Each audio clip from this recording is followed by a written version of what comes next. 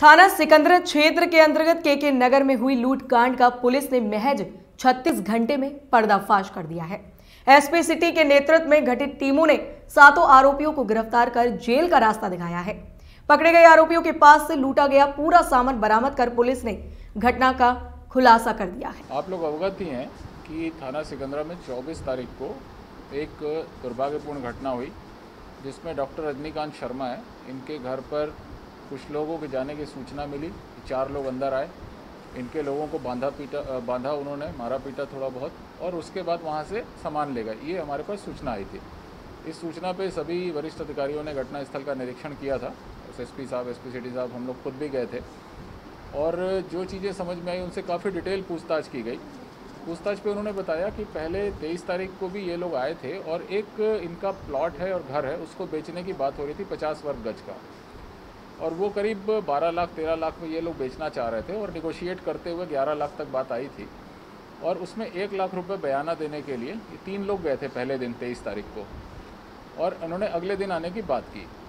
अगले दिन ये लोग फिर गए वहाँ पर और अंदर बैठ के बातचीत हुई, तो पता लगा कि जो डॉक्टर साहब हैं वो अपने फादर को दिखाने गए हैं। उसके बाद अपनी वाइफ को लेके गए, कहीं ना कहीं किसी का अल्ट्रासाउंड होना था, किसी की आँख का ऑपरेशन हुआ था।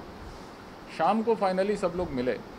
उस समय उन्होंने 1 लाख रुपए देने के नाम से दरवाज़ा बंद किया और अपने बैग से एक तमंचे, जो उनके पास तमंचे थे, और एक लाइटर भी यूज़ किया उन्होंने, जो पिस्टल शेप का लाइटर है, उससे उन्होंने उनको रोका और उसके बाद उनके सेलो टेप से हाथ पैर बांधे। फिर घर की तलाशी ली, और तलाशी के बाद जो सामान उन्होंने बताया, जो FIR में लिखवाया, वो 7 लाख रुपए कैश थे, 2 सोने की चेन, 2 अंगूठी, 1 कड़ा, 1 लैपटॉप, 7 मोबाइल, और एक उनकी बाइक लेके गए थे। इतनी चीज़ें, और ATM के कुछ ATM डेबिट कार्ड ले गए थे। ये FIR में उन्होंने अंकित कराया। विस्तार से पूछताछ की गई, और वहाँ हम लोगों ने 7 टीमें उसी समय बना दी थी। एक नई SOP भी हम लोगों ने जारी की है 14 तारीख को। उसमें अलग अलग काम के लिए अलग अलग टीमें निर्धारित की हैं। जैसे एक टीम जाएगी जो घटनास्थल का संरक्षण करेगी, सुरक्षित करेगी। दूसरी टीम सर्वेलेंस का काम करेगी। तीसरी टीम मौके में इंट्रोगेशन करेगी, वादी प्रतिवादी लोगों के साथ, वहाँ डिटेल आसपास जानकारी निकालेगी। चौथी team CCTV surveillance, BTS tower और डेटा एनालिसिस करेगी।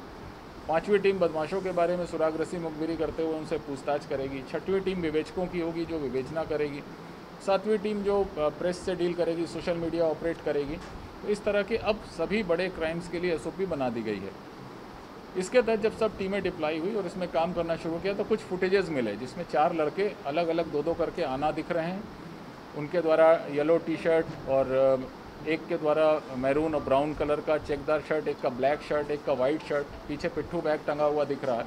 ये फुटेज हमारे पास आ गए, और जब पूछताछ घर वालों से की तो उन्होंने एग्जैक्टली इन्हीं कपड़ों में आना बताया।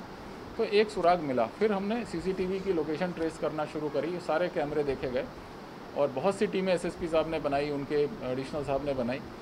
करते करते ये लोकेशन आई हमारे पास। टूंडला के एक पेट्रोल पंप तक इनके जाने की लोकेशन मिली, और वो उसी मोटर बाइक से गए थे जो उनके यहाँ से मोटरसाइकिल ली गई थी। तो ये एक अहम सुराग था। फिर उसके आसपास पतारासी की गई, तो ये पता लगा कि किसी की वहाँ लोकेशन हो सकती है, जो फिरोजाबाद का थोड़ा सा कॉन्टैक्ट निकला। और बाद में उसी आधार पर जब ट्रेस करना शुरू किया तो पता लगा विपिन नाम का एक लड़का है, जिसकी फिरोजाबाद में रिलेशंस भी हैं, और उसके यहाँ ये लोग बाइक वगैरह रखने गए थे। अगले दिन फिर ये बाइक लेके आया। बाइक लेके फिर ये भागने की वहाँ से कोशिश कर रहा था, जब हमें पिन पॉइंटेड इन्फॉर्मेशन मिली। बाकी लोगों ने वहीं ढाबे पे रात को खाना खाया शाम को, और ये वापस आए, बस से आए, फिर ऑटो से आए, फिर दूसरी ऑटो ली। इन्होंने कई साधन बदले, इसलिए भी जो पुलिस की चेकिंग थी उसमें ये लोग कहीं फिगर आउट नहीं हुए। और जब वापस आए तो ये एक यहाँ इन्होंने किराए से 2 घर लिए हुए हैं। एक घर में विपिन रहता है और एक घर में अरुण पाल रहता है। अरुण पाल के घर में फिर बैठ के इन लोगों ने बंटवारा किया। वहाँ पे इनके 6-7 लोग आ गए, जो इनके सारे लोग उस योजना में शामिल थे। सब लोगों के हिस्से बांटे गए। किसी के पास कोई गोल्ड का सामान गया, किसी के पास कैश गया, मोबाइल्स लिए, और कुछ कड़े वगैरह जो ज्वेलरी थी वो बांटी आपस में। किसी ने लैपटॉप लिया। वो सब का डिटेल भी है, किसने क्या क्या सामान लिया था। और इसके बाद ये रात अपने अपने घरों में और किराए के जो कमरे लिए थे वहाँ ये लोग सो गए। अगले दिन फिर ये बाइक लेके जाने की तैयारी में था, जिसके बारे में इम्पोर्टेंट इन्फॉर्मेशन इनपुट मिला था हमें। तो विपिन और उसके साथ ओम नाम का एक लड़का, ये जो लड़के का नाम बाद में पता लगा। फिर इनसे जो आपका एक मोड़ है सुरारी एग्जैक्टली सुनहरी चौराहा है, वहाँ पुलिस पार्टी के साथ इंटरसेप्शन हुआ। उस मुठभेड़ में फिर क्रॉस फायरिंग हुई, जो विपिन ने फायर किया।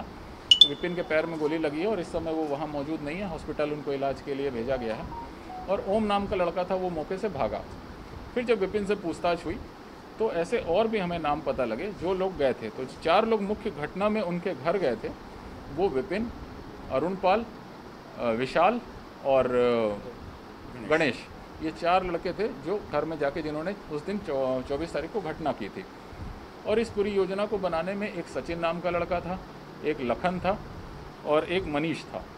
तो ये 3 नाम और निकले और एक ओम था। तो ये 4 लोग ऐसे थे जो घटना कारित करने नहीं गए थे, लेकिन किसी न किसी तरीके से इन्वॉल्व थे। जैसे लखन की दुकान मोबाइल शॉप की, उसकी शॉप है मोबाइल की, तो उसने इनको समझाया कि कैसे अपने मोबाइल यूज़ नहीं करना है, कहाँ पर मोबाइल बंद कर देना है, कहाँ जाके चालू करना है।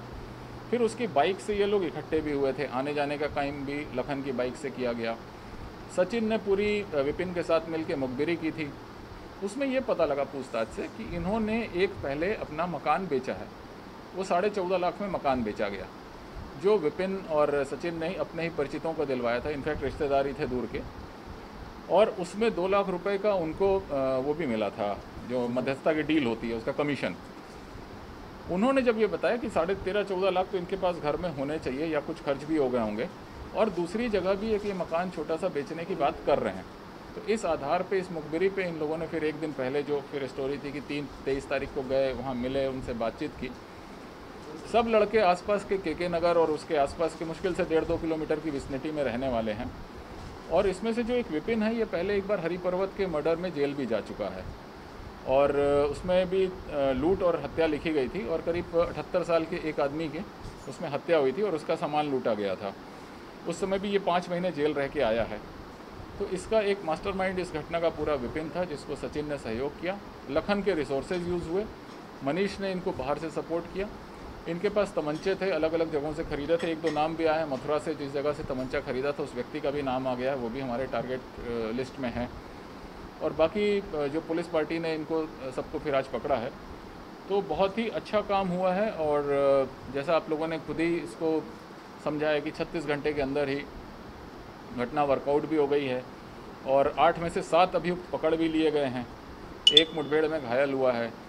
100%, ऑलमोस्ट 100% रिकवरी हो गई है, क्योंकि जो 5, 10, 20 हज़ार, 15 हज़ार इन्होंने खर्च कर दी अपने छोटे छोटे कामों के लिए, उसको भी देख रहे हैं कहाँ कहाँ इन्होंने खर्च किया है।